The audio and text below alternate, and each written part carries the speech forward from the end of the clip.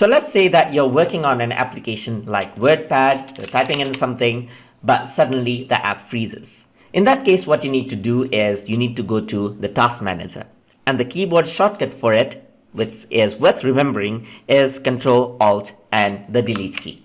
Once you press that, you actually get to this screen right here, and here you can access the task manager. And once you go to the task manager, you can see the processes.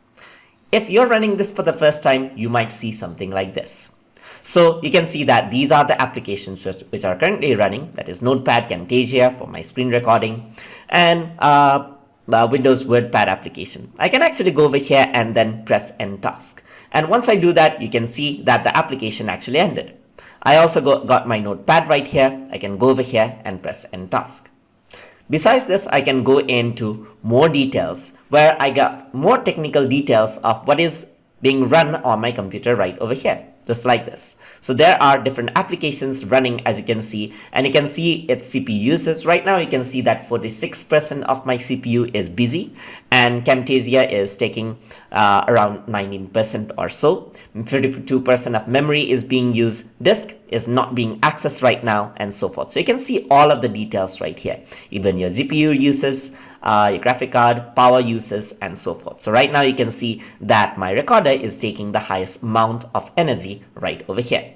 So just like that, you can monitor overall. You can actually expand this as well to see more detail.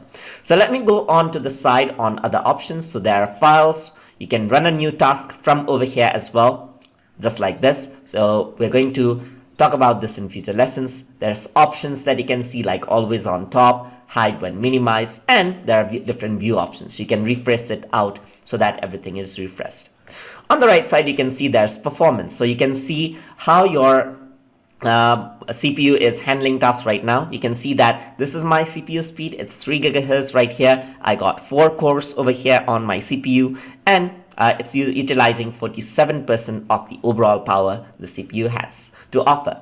I got 8 gigs of RAM, and you can see that right now it's using 4.2 gigabytes of RAM right there, and now I have 3.8 gigabytes remaining right over there, just like this. So this is how you can see in the detail. This C is not being used at all right here. So disk index 1, because since I got 3 hard disks on my drive, one is SSD, which is C.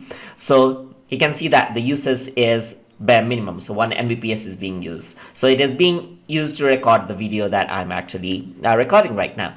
And disk 1, there's 0% uses. You can see that there's no transfer data. So if you're copying file or something, you can actually see how the disk is behaving right over here. Ethernet is the internet speed right here. So you can see that right now nothing is being used. I'm not downloading anything. And it shows your GPU processes as well. And right now the GPU is not being utilized. Unless I use 3D applications, play games, this won't be used much.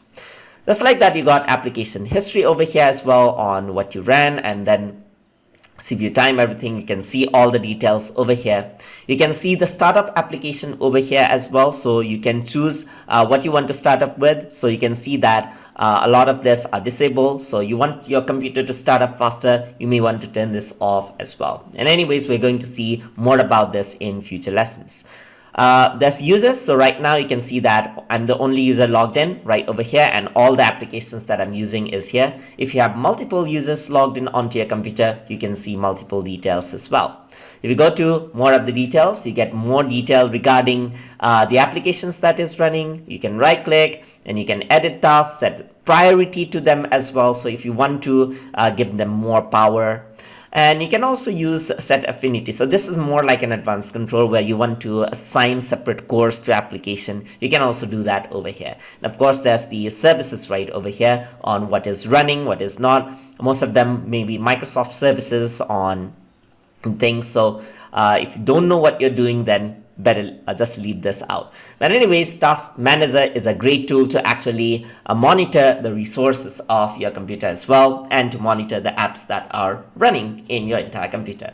So that's how you utilize the Task Manager. The basic way is to end an unresponding program, and you can also see all of these details just like that. So hope you guys learned something as always, and as always, please like, comment, share, and subscribe.